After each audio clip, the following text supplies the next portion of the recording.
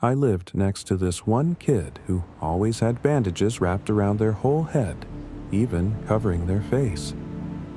I remembered his name was Wilbur, a 12-year-old boy who never left his house.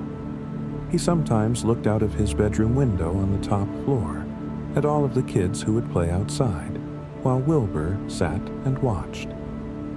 I remembered his windows had metal bars on them, so there was no way he could climb out of his bedroom windows. We sometimes communicated to each other by writing to each other on pieces of paper, since Wilbur can't hear me because the window was locked. Wilbur only does it when his parents aren't around, since they're weird. His mother and father were one of those parents that were insanely crazy about science and chemistry, according to Wilbur. They would stay in their basement and work all day and night, except at the times where they have to give Wilbur some food daily. Now, they're not treating him like an animal. His parents were just very busy. They told Wilbur that he shouldn't go outside to make contact with anyone until his face got better. He told me that he accidentally slipped on one of his parents' chemicals and fell face first, ruining his appearance. And his parents feared that he would be made fun of by the other kids in the neighborhood. I remember one time, a couple of older kids were throwing rocks and pebbles at his windows, laughing and pointing at Wilbur as he looked down at them. He told me that they do it a few times, but he's used to it. But to me, he's a great guy, and still is today. I have never been inside his house, but he showed me some cool stuff he collected, like comic books. He had loads of them, from Marvel to DC to other non-superhero comics. He was a huge superhero fan. He even said that he felt like a superhero. A normal human being who became affected by dangerous chemicals and then became a powerful superhero. He once wrote on a piece of paper and had it put up to his window as he pretended to be a superhero. I had a collection of action figures and video games that amazed Wilbur. He told me that he never played a single video game in his life, which was quite sad. He also told me that his babysitter took them away from him before he could play them, and burnt them in front of him. Wilbur had a mean babysitter named Miss Fitzgerald, a tall, mean lady who never liked kids at all. This started before his face became messed up, he told me. She was basically every kid's nightmare, of all the things I heard she has done. Miss Fitzgerald had babysat many kids before, and trust me, it was not pretty. Wilbur told me that the last kid she babysat, a 4-year-old girl, she made her live through 7 hours of hell. Wilbur said that Miss Fitzgerald starved her and surrounded her bed with a few bear traps, and the worst thing that happened, the parents didn't know about her deed. She would lie to them, just to get paid. All those things I've heard, she is a foul, cruel woman with no soul. At all. And now she had to babysit this poor guy. Wilbur was old enough to make his own decisions, except for some, but his parents apparently hired an evil witch.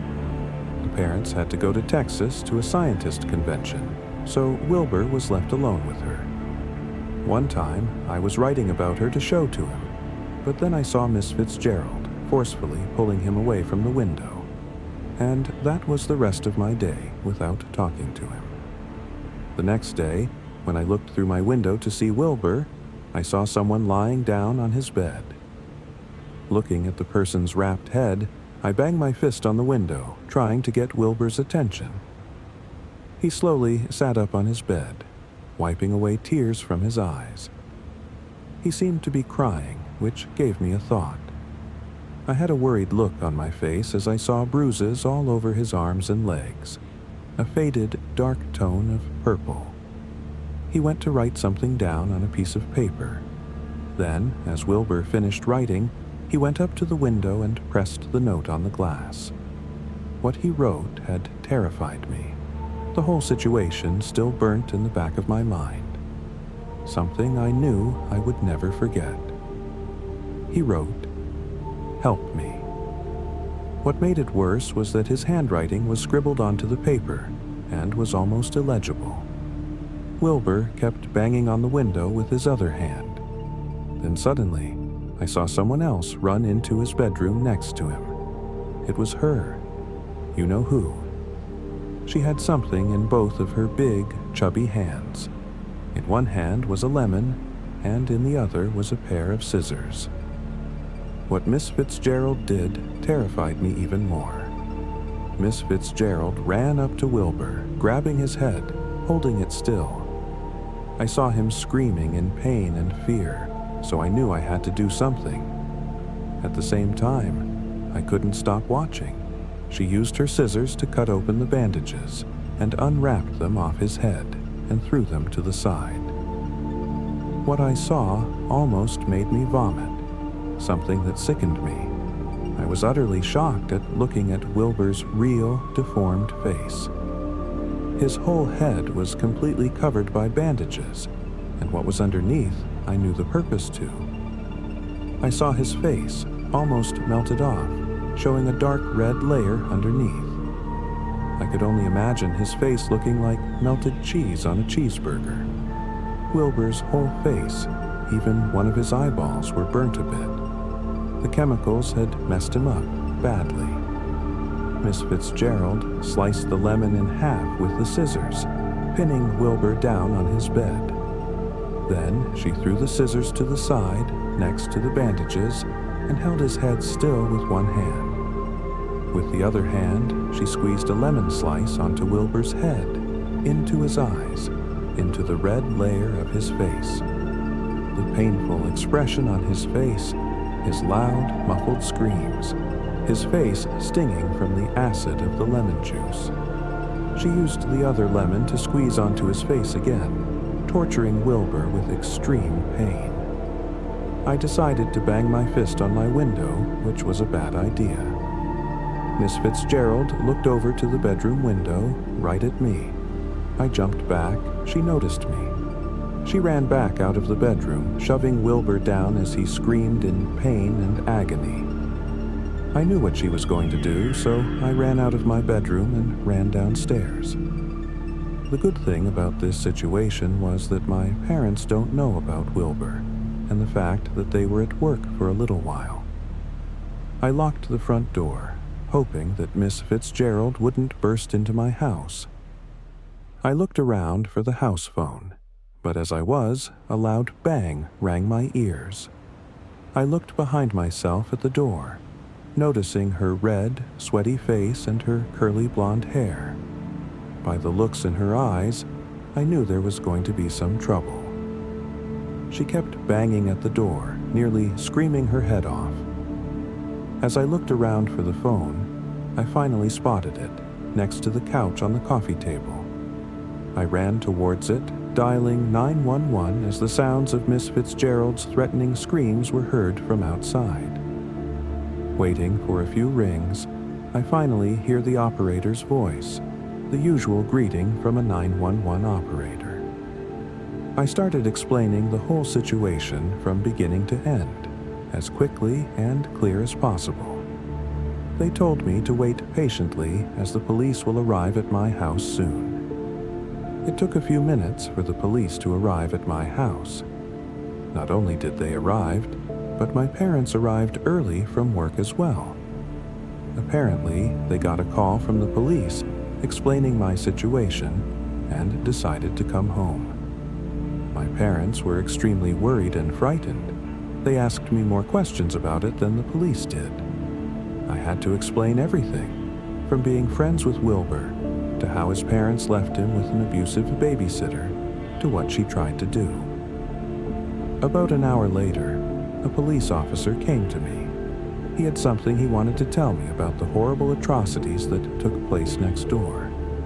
The truth about the babysitter, the parents, and Wilbur was truly shocking. Based on the evidence they found, Wilbur's parents weren't his actual parents at all. They adopted Wilbur from an orphanage that's out of town, only to perform an experiment on him. It was the reason why they moved to Texas to hide. The babysitter, Miss Fitzgerald, was part of the experiment too. In fact, Wilbur wasn't the first kid to get adopted by the scientists. They had done illegal experiments on those orphans, and it was to find out how much pain a child can take before death, based on the cause of death and the age of the child. 38 children between the ages of 2 and 13 were reported missing, and Wilbur was one of them. There were security cameras on the outside and the inside of the house. Right now, they arrested Miss Fitzgerald for child cruelty and the deaths of many children, and are on the case to find the 2 scientists. All of that. And I was friends with someone who would have been killed if I didn't call the police. Apparently, Wilbur also tried to lie about almost everything he told me. He was trying to protect himself. He was sent to a new trusted family, a married couple who lived out of town. Since then, I never saw him again, until now. 20 years later, I went to a bar to get myself a few drinks by myself, when a man approached me. "Remember me?" he said, that familiar man smiling at me. I smiled back, realizing how long it has been since I had last seen Wilbur. In fact, he looks like a nice, healthy man now without his bandages. He was a brown-haired man with sky-blue eyes. He almost looked like a complete stranger. And after that, we talked and drank a few glasses, finally speaking to each other in person. Wilbur and I knew that nobody would try to keep us apart. The scientists and the babysitter are probably locked away right now. After all, I still couldn't stop thinking of the fact that this man would have been killed if I didn't help save his life.